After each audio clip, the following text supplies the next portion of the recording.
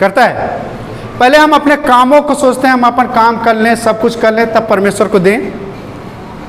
तब प्रभु कहता है चलो एक काम कर रहे हैं तो हम भी काम कर लें पहले अपना।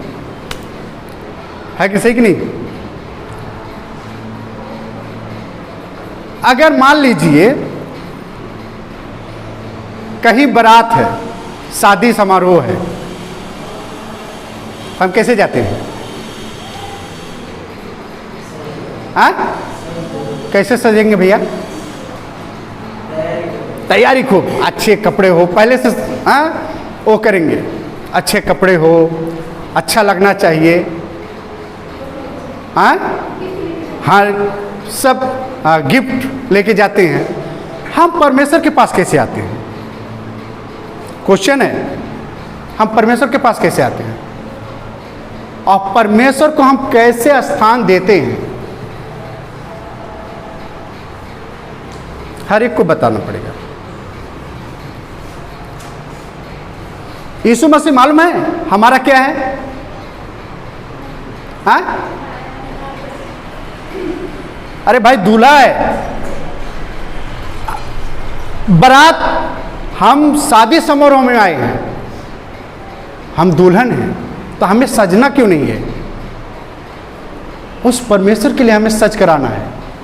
हमने जब ब्रिजेश आए तभी मैंने उनको टोका कि कहाँ जा रहे हैं? कहाँ क्रिकेट खेलना है। मैंने बोला पहले परमेश्वर का स्थान होना चाहिए, तब क्रिकेट बाद में है। मेरी वाइफ ने वही किया कि अगर वो चाहती, घर का मैटर था, चाहती तो पहले पंचायत में जाती, लेकिन पहले परमेश्वर का स्थान दिया। आइए, हमारा कुछ आज टॉपिक है, हम उसी चीज़ पर जाएंगे। आइए हम पहले प्रार्थना करें। खुदावन प्यारे पिता परमेश्वर प्रभु यीशु मसीह, इस समय जब हम सब तेरे वचन को सीख रहे हैं तो होने दे तेरी उपस्थिति हम सबके ऊपर हो प्रभु। तेरे वचन से हम सीखें और तेरी महिमा करें, यीशु के नाम में आमीन। कई दिनों से हम लोग कुछ सीख रहे हैं।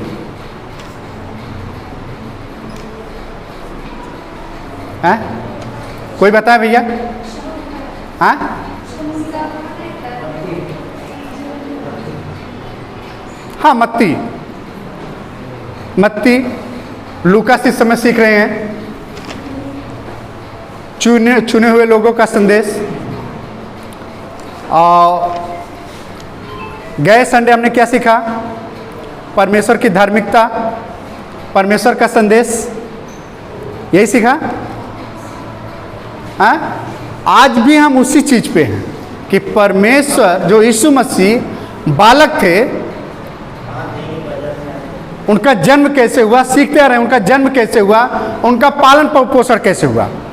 आज इसी चीज पर हम सीखने वाले हैं। लूका 2 अध्याय 41 से 52। कोई पढ़े?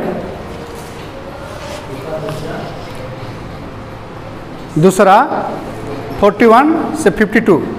उसके माता पिता प्रति वर्ष फसह के पर्व में यरूशलेम जाया करते थे।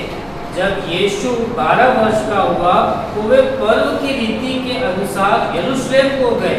जब वे उन दिनों को पूरा करके लौटने लगे तो बालक यीशु यरूशलेम में रह गया और उसके माता पिता नहीं जानते थे।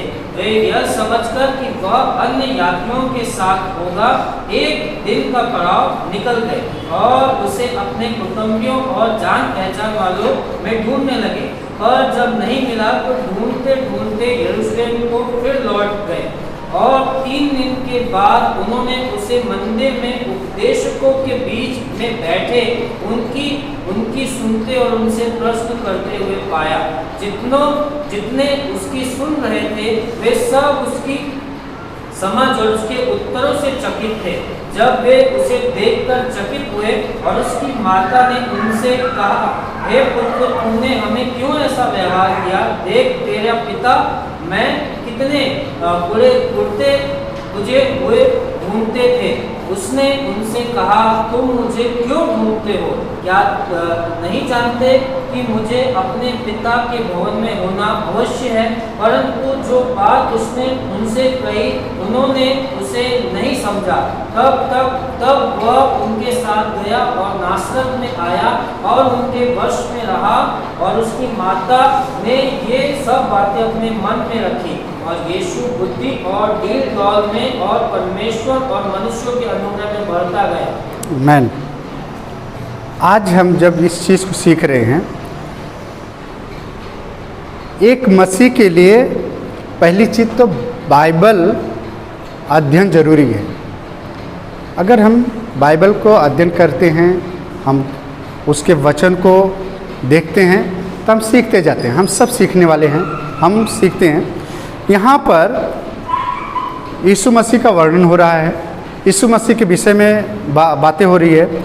उसके माता पिता, किसके? यीशु मसीह के, प्रतिवर्ष फसह के पर्व में यरूशलेम को जाया करते थे। प्रतिवर्ष, हर साल एक जगह था, वहाँ पर पहले का अगर देखें वो नियम था कि लोग सज धज के वैसी जगह जाया करते थे। हर वर्ष एक त्यौहार था, वहाँ पे लोग जाया करते। आज इस वचन में भी हम सीख रहे हैं कि यीशु मसीह, उसके माता पिता उस त्यौहार के समय में यरूशलेम को जा रहे हैं। जब वह 12 वर्ष का हुआ तो वह पर्व की रीत के अनुसार, पर्व माने क्या है? पर्व माने क्या है? त्यौहार है। वही हमने पहले कहा भाई कि हम शादी समारोह में जाते हैं, कहीं त्यौहार में जाते हैं तो कैसे जाते हैं? मेला में कैसे जाते हैं? खूब सज धज के। वैसे ही वो सब भी जा रहे हैं, ठीक है। और जब वे उन दिनों को पूरा करके लौटने लगे तो वह लड़का यीशु यरूशलेम में रह गया, और यह उसकी माता पिता नहीं समझते थे। वे यह समझकर कि वह और यात्रियों के साथ होगा, और दिन का पड़ाव निकल गया, और उसे अपने कुटुंबियों और जान पहचान वालों में ढूंढने लगे। यीशु मसीह कहाँ थे? यरूशलेम में गए थे, उस भवन में गए थे। 12 वर्ष की आयु हो गई थी उस समय, और वो जब लोग आराधना में से निकले, सब लोग निकले, उनके माता पिता भी निकले, तो झुंड जब कहीं भीड़ होती है तो सब लोग कहते हैं ना, अभी चर्च बड़े बड़े सभा के चर्च चलता है तो निकल जाते हैं, तो कहते हैं पीछे पीछे आते हैं, चलो कोई बात नहीं। वैसे यीशु मसीह के माता पिता भी उस सभा में से निकले, सोचते हैं कि भीड़ में से आता होगा, लेकिन वो चले गए, और यीशु मसीह वहीं के वहीं रह गए। आज यीशु मसीह के विषय में जब हम सीख रहे हैं, तो यीशु मसीह कहाँ पे थे? हमारा क्वेश्चन है, यीशु मसीह कहाँ पे थे? वो बहुत अच्छी जगह पे थे। कहाँ पे थे? बहुत अच्छी जगह पे थे। आज हम अपने बालक को, अपने बच्चों को कैसी शिक्षा देते हैं? लेकिन जो यीशु मसीह, जो परमेश्वर थे, जो बढ़ रहे थे, अपने डील डौल में बढ़ रहे थे, तो बहुत अच्छी जगह थे। आज हम और आप, हमारे बच्चे कहाँ पर हैं? हम कैसी शिक्षा देते हैं? हम अपने बच्चों का कैसे पालन पोषण करते हैं? कैसी तैयारी करते हैं? आज एक हफ्ते से मेरी वाइफ अपने मायके में है, लेकिन मेरे बच्चे का गुण जो है परमेश्वर की आत्मा से भरा हुआ है। लोग उसकी वाई वाई करते हैं। अभी छोटा है, अभी 8वां साल लगा हुआ है, लेकिन परमेश्वर का अनुग्रह उस पर है। किसी ने हमारी सास ने गए कहीं मंदिर में और वहाँ से प्रसाद लेकर आए, तो मेरी वाइफ, जब मेरी सास बच्चे को दे, मेरा बच्चा बोला नहीं, हम यीशु को मानने वाले लोग हैं। तो हमारी शिक्षा कहाँ पर है? हम जैसा हम बर्ताव करते हैं, जैसी हम शिक्षा देते हैं, वैसे हमारे बच्चे बढ़ते हैं। यीशु मसीह परमेश्वर थे, लेकिन यहाँ एक बालक के रूप में जब जन्म लिए,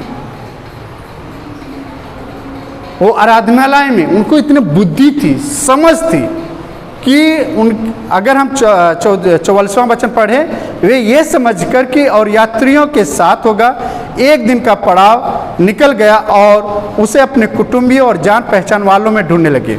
पर जब नहीं मिला तो ढूंढते ढूंढते यरूशलेम को फिर उनके माता पिता चले गए थे। हम लोग भी यही सोचते हैं जब अपने बच्चों को नहीं कहेंगे नात रिश्तेदारी में गया होगा, हम यही सोचते हैं ना। आज मुझे जब मैं इस वचन को तैयार कर रहा था तो मुझे 17 साल पहले की घटना याद आ गई।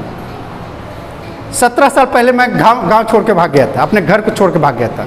क्यों? मेरे चाचा ने मुझे एक हाथ मार दिया था, मैं कापी किताब बदे पैसा मांग रहा था। अब मैं भाग गया, मैं बस में बैठा और चला गया आजमगढ़। मुझे पता नहीं, मैं बच्चा था। लोग ढूंढ रहे हैं कहाँ कहाँ कहाँ, और मैं भी ढूंढ रहा हूँ कहाँ जाऊँ, मुझे पता नहीं। 2 दिन हो गया, हमारे घर पे मातम फैल गया। लेकिन हमारे मौसी, मैं पैदल चलते एक दिन पैदल चला, अपने मौसी के पास पहुंच गया ढूंढते ढूंढते। मुझे मालूम था कि फला जगह जाना है, फला नाम है, इतना मुझे खाली मालूम था। मैं पूछते पूछते खेतारी नाले से निकल कर अपने मौसी के पास पहुंच गया। मेरे मौसी का लड़का देखा, कहा नहीं, लोग पानी पिला रहे हैं। कहा नहीं पानी मत पिला, इनके घर पे मातम पड़ा है, पहले इनके घर पे जाना चाहिए। वैसे यीशु मसीह के माता पिता अपने जान पहचान वालों को ढूंढ रहे थे। उनके क्या पता करे भैया कहाँ पर है यीशु। जब मैं अपने घर पे गया तो मेरे दादा जो थे चौधरी, जब देखे उनके सांस में सांस आया। क्यों? उनको डर था कि समाज हमें क्या कहेगा, एक बुक के लिए कि वो घर छोड़ के भाग गया। सब प्रॉपर्टी इतना बड़ा है। उस दिन से मुझे कोई मारा नहीं, मैं जो मांगता था तुरंत मिल जाता था। यहाँ पर अगर हम देखते हैं यीशु मसीह सही जगह पे थे, बहुत अच्छी जगह पे थे। कहाँ पे थे? कहाँ पे थे? परमेश्वर के भवन में, आराधनालय में थे। परमेश्वर खुद थे, लेकिन जहाँ पर शिक्षा ग्रहण किया जाता है, जहाँ पे अच्छी चीज़ें ग्रहण किया जाता है, उस जगह पे थे। पर जब नहीं मिला तो ढूंढते ढूंढते यरूशलेम को फिर लौट गए, उसी जगह जहाँ वो सब। और 3 दिन के बाद उन्होंने उसे मंदिर में उपदेश के बीच में बैठे उनकी सुनते और उनसे प्रश्न करते हुए पाया। कितनी अच्छी बात है। एक 12 साल का बच्चा बड़े लोगों के बीच में कितनी अच्छी टीचिंग दे रहे हैं। आज मान लीजिए, मैंने गौरव को जब देखता हूँ कीबोर्ड बजाते हैं, मैं कहता हूँ वाह, अपने बाप पे गए कि वो भी कैसे सीख रहे हैं। और जैसा हम शिक्षा देते हैं वैसे हमारे बच्चे पनपते जाते हैं। अगर हम गलत शिक्षा देंगे तो बच्चे गलत रास्ते पे जाएंगे। यहाँ पर सही जगह पे यीशु मसीह थे। अगर हम पौलुस के जीवन से हम देखें तो पौलुस पहले क्या था? फरीसी था।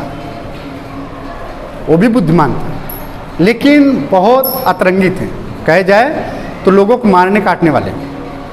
लेकिन जैसे यीशु मसीह का उन पर अनुग्रह हुआ, यीशु मसीह का आशीष उन पर आया, वो परिवर्तित हो गए और लोगों को वही वचन सिखाने लगे, शिक्षा देने लगे। और आज जब हम पढ़ते हैं पौलुस के विषय में, परमेश्वर के विषय में, तो पौलुस ने कितनी बड़ी बात लिखी है कि जो लोग को मारता था वो परमेश्वर के वचन को बता रहे हैं।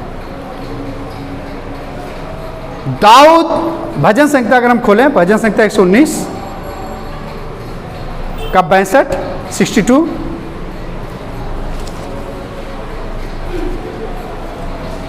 119। तेरे धर्ममय नियमों के कारण मैं आधी रात को तेरा धन्यवाद करने को उठूंगा। सोचने वाली बात। दाऊद ऐसे समय में क्या कहता है परमेश्वर के वचन को, जब वो परमेश्वर का डर और भय उसके अंदर था। जैसे भाई ने कहा कि अगर यीशु मसीह यानी परमेश्वर का सामर्थ, परमेश्वर का साथ उसके साथ नहीं होता तो उस कंकड़ से वो कभी गोलियत मरता नहीं, मरता। परमेश्वर उसके साथ था। क्यों? वो परमेश्वर के साथ चलता था, परमेश्वर के खोज में लगा रहता था।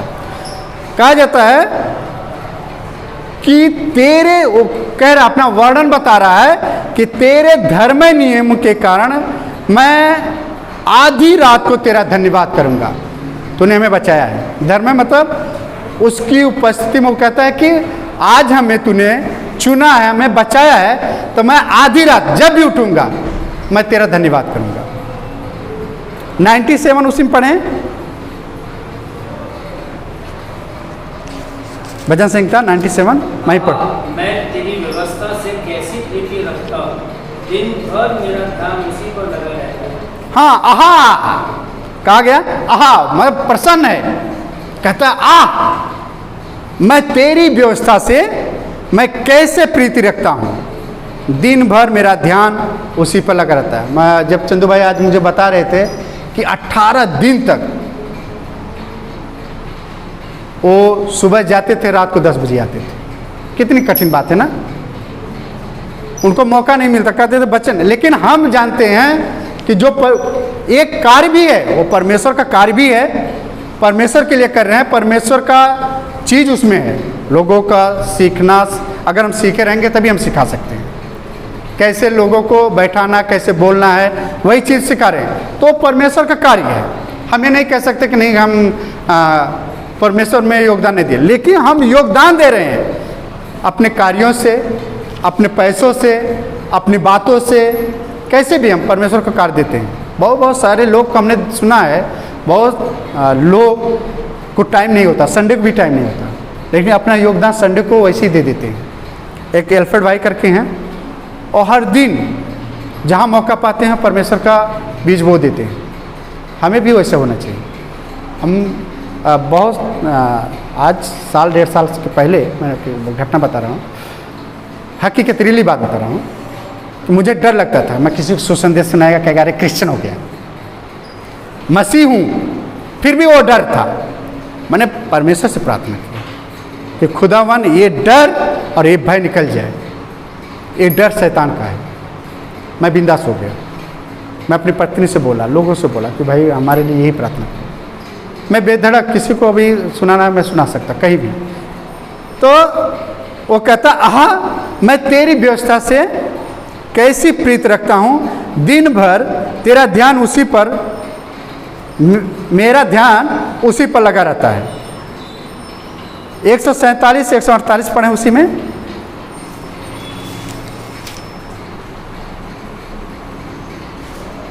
मैंने कौ फटने से पहले दुहाई दी, मेरी आशा तेरे वचनों पर थी।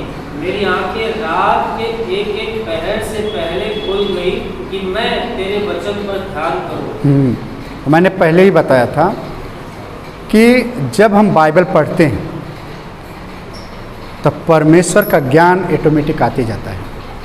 भले हम बोलने में कैसे भी निपुण हैं नहीं है, लेकिन परमेश्वर हमें सिखाएगा।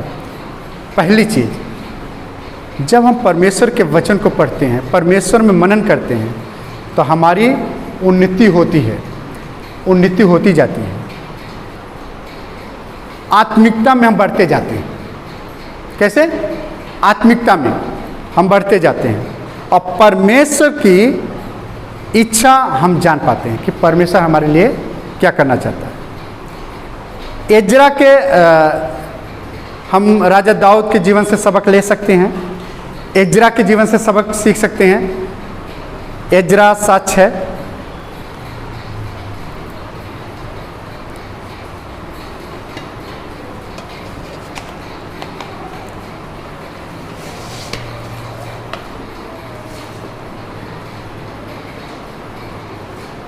यही एज्रा मूसा की व्यवस्था के विषय जिसे इस्राएल के परमेश्वर यहोवा ने दी थी निपुण शास्त्री था। उसके परमेश्वर यहोवा की कृपा दृष्टि जो उस पर रही, इसके कारण राजा ने उसका मुंह मांगा वर दे दिया। सोचने वाली बात, परमेश्वर की कृपा उस पर थी, परमेश्वर ने उससे मुंह मांगा वर दिया।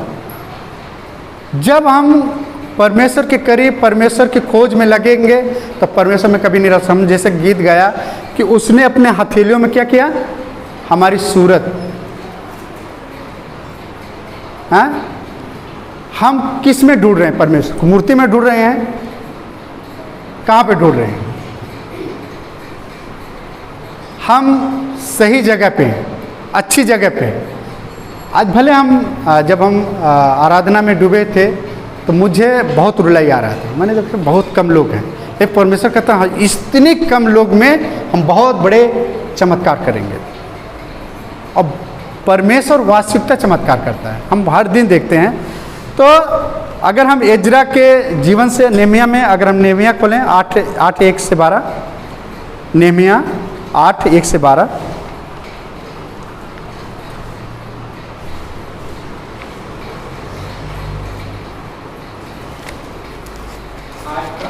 एक से 12।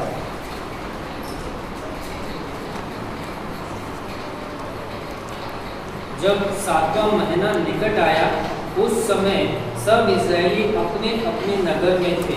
तब उन सब लोगों ने एक मन होकर जलफाटक के सामने के चौक में इकट्ठे होकर एज्रा शास्त्री से कहा कि मूसा की जो व्यवस्था यहोवा ने इस्राएल को दी है उस पुस्तक को ले आ। तब एज्रा याजक 7वें महीने के पहले दिन को क्या स्त्री क्या पुरुष जितने सुनकर समझ सकते थे उन सबों के सामने व्यवस्था को ले आया।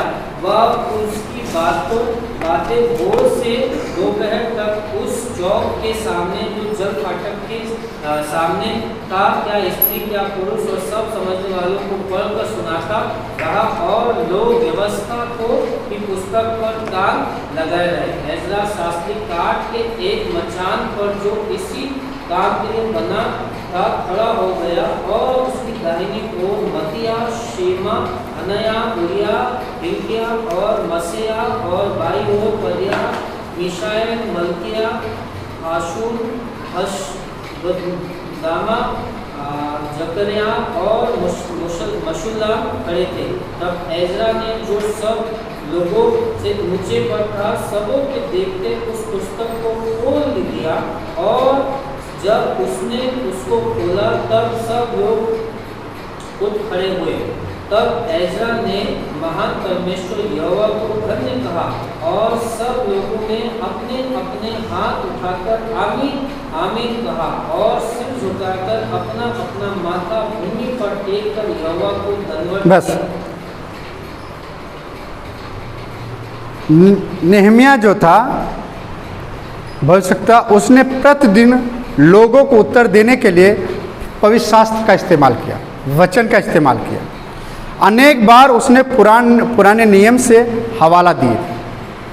यीशु मसीह भी पुराने नियम से ही हवाला देते थे और वचन का ही इस्तेमाल किए। जब शैतान उनको परीक्षा में लेके गया तो उन्होंने बाहर से नहीं, लिखा है, व्यवस्था में लिखा है, पर शास्त्र में लिखा है कि परमेश्वर का वचन कहता है कि रोटी से नहीं लेकिन परमेश्वर के वचन से लोग जीवित रहेंगे। उसने वचन का महत्व दिया। पवित्र शास्त्र के बारे में प्रश्नों को सुनना और विचार विमर्श करना उसकी प्राथमिकता थी।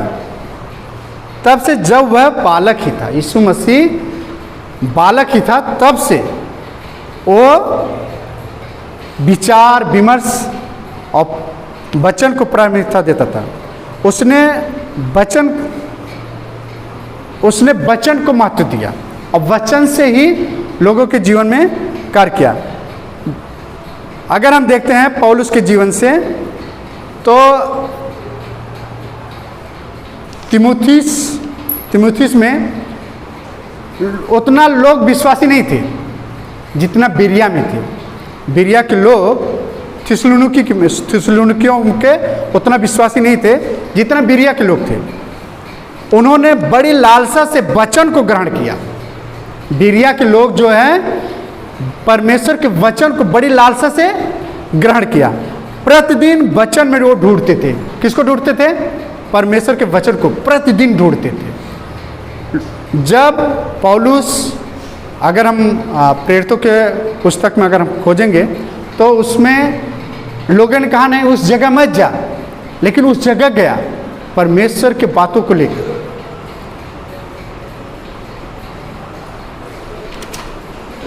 अगर हम आइए हम 50वां 49वां और 50वां वचन पढ़ें लूका का। उसने कहा, तुम मुझे क्यों ढूंढते थे? क्या नहीं जानते कि मुझे अपने पिता के भवन में होना अवश्य है? तो वह उनके साथ गया और नासरत में आया और उनके बस में रहा, और उसकी माता पिता ने ये सब बातें अपने मन में रखी।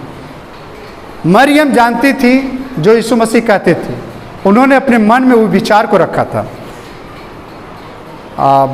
52 वचन है, और यीशु बुद्धि और डील डोल में और परमेश्वर और मनुष्य के अनुग्रह में बढ़ता गया। एक तो परमेश्वर थे, परमेश्वर के अनुग्रह में वो बढ़ते ही गए। 12 साल के अवस्था में वो कहाँ आराधनालय में गए, वहाँ से उनकी शिक्षा चालू हुई, वहाँ से लोगों को शिक्षा देना चालू किया। डील डोल हर एक चीज़ में वो बढ़ते गए। आज हम कहाँ बढ़ रहे हैं, हमें ये सोचना है, क्या हम परमेश्वर के वचन में हम बढ़ रहे हैं कि नहीं? वचन नीति वचन 3-4 अगर हम खोलें, लास्ट वचन है नीति वचन 3:4। तो तू परमेश्वर और मनुष्य दोनों का अनुग्रह पाएगा, तू अति बुद्धिमान है। हाँ, कब बुद्धिमान होंगे? तू अपनी समझ का सहारा है। और तू परमेश्वर और मनुष्य दोनों का अनुग्रह पाएगा, तू अति बुद्धिमान होगा। और तू अपनी समझ का सहारा ना लेना, वरन संपूर्ण मन से यहोवा पर भरोसा रखना। आज हम कहाँ पर हैं? परमेश्वर के वचन में हैं कि संसार में हैं? परमेश्वर के वचन में हम खोज रहे हैं कि संसार के लोगों में खोज रहे हैं? जब हम दुख और पीड़ा में होते हैं तो हम कहाँ जाते हैं? लोगों के पास दौड़ते हैं, भाई हमारा मदद। क्या हम परमेश्वर के पास मदद मांगते हैं? हमने बहुत सारे ख्वाब 23 में देखे हैं, जो हमने देखा है हम जानते हैं कि परमेश्वर 23 में हमें पूरा करेगा। Hallelujah, hallelujah. शुरुआती में यिर्मयाह 29:11 में लिखा है, क्या लिखा है? जो कल्पनाएं मैं तुम्हारे विषय में करता हूँ, मैं जानता हूँ कि हानि की नहीं परंतु शुभ। अंत में तुम्हारा आशा पूरा होगा। हमारे लिए परमेश्वर हान की विषय नहीं सोचता। हान कभी, एक बाप अपने बेटे के लिए कभी हान सोच ही नहीं सकता। वो हमारा परमेश्वर है, हमारा बाप है, हम उसके बेटे हैं। तो क्या बाप हमारे लिए हान सोचेगा? जब हम परमेश्वर के वचन में ढूंढेंगे, परमेश्वर के साथ समय बिताएंगे, उसकी उपस्थिति में चलेंगे, सारी चीजें हमारे पास ऑटोमेटिक आती जाएगी।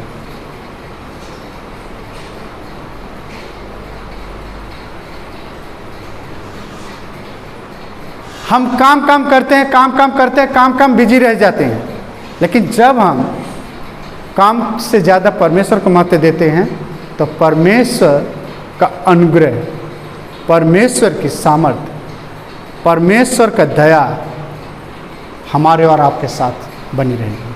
आइए हम खड़े हो जाएं। आज हम सोचें कि